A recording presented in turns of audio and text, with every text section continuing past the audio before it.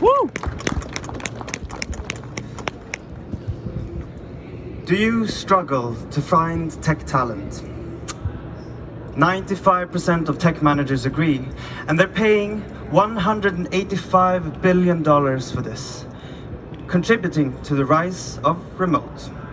16% of US companies are now fully remote, 5 times higher than pre-pandemic levels, opening up opportunities for talent all around the world. When I met Buten Maina 2 years ago in rural Kenya, it was not only clear that he was hardworking prodigy, but he was in poverty. And it turns out that 63% of families, even in the top academic percentiles, are living on less than $380 per month.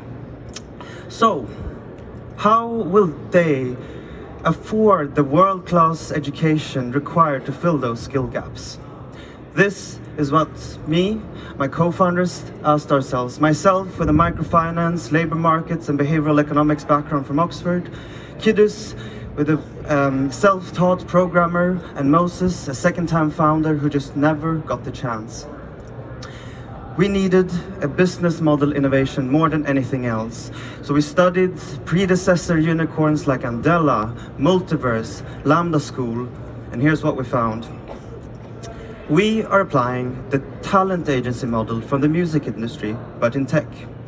Talents pay zero upfront and get stipends, professional development, education and hardware for 2 years. And then we succeed only if they succeed. They share 16% for the duration of the initial talent contract, but only if we double their income. The model starts with partnerships with top institutions, such as Kenyatta University, #1 in Kenya, followed by a rigorous boot camp where we gather data on more than 130 variables and train them, and then lastly offer them a talent contract. They then proceed in remote internship with various partner companies and specialize before entering the job market and sharing their income. We're profitable, hit $20,000, and have established talent pipeline partners across Kenya, Rwanda, and Ethiopia, covering more than 50,000 students. Today, we identify and train top talent for tech. But tomorrow, we are a platform enabling the investment in the future of work. Buten Maina is today providing for his entire family. So I'm here to ask if you also want to help me recreate this story tens of thousands times over as we look to scale in the next 2 years. I was born in Sweden. I had many opportunities, but I believe that this is not the case. Talent is everywhere, but opportunity is not. Thank you. Good job, Simon. And the jury. Thank you, Simon. Very meaningful proposition. I was wondering how you mitigate the risk of talent churn, meaning talent benefiting from the education but not honoring the income sharing model. Yes, excellent question. There are 3 parts to this. Number 1 is the carrot. Second one is the stick, and the third is the process. So when we talk about carrot, one of the things that we do is to align incentives by having talent placement agents that continuously actively seek out to support them.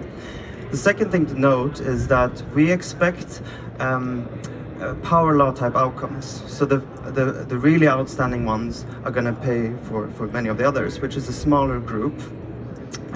In terms of process, they are, for example, required to set up standing orders and report what they are earning in.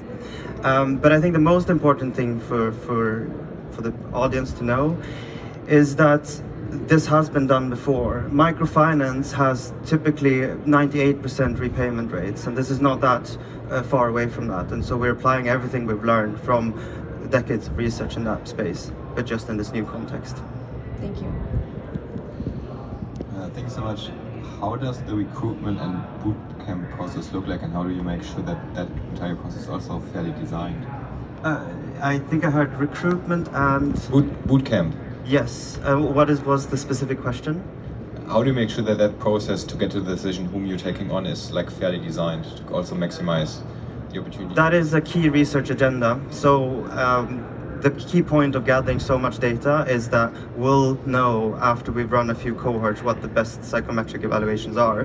But of course, I mean, you look typically at grit as one of the key predictors. You look at logic. You look at essentially dedication to this. Like, do you really, really want this?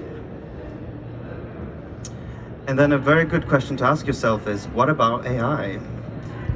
Well, the key thing is either AI is going to be able to do everything that all techies are able to do, in which case all bets are off the table. But if you believe that we're going to use AI and there are going to be a small potential segment of elite people who are going to use these tools, then this is definitely still relevant. As of today, the tools are not good enough yet to fully replace juniors, but they probably will quite soon. So the question is, who will be the ones in that position? Any other questions? Well, you had two very good questions, but I guess I have one more, and that is, how do you make sure that you secure a job after they've gone the program, since you're fairly dependent on their success? Yes, our key strategy relies on these internship partners.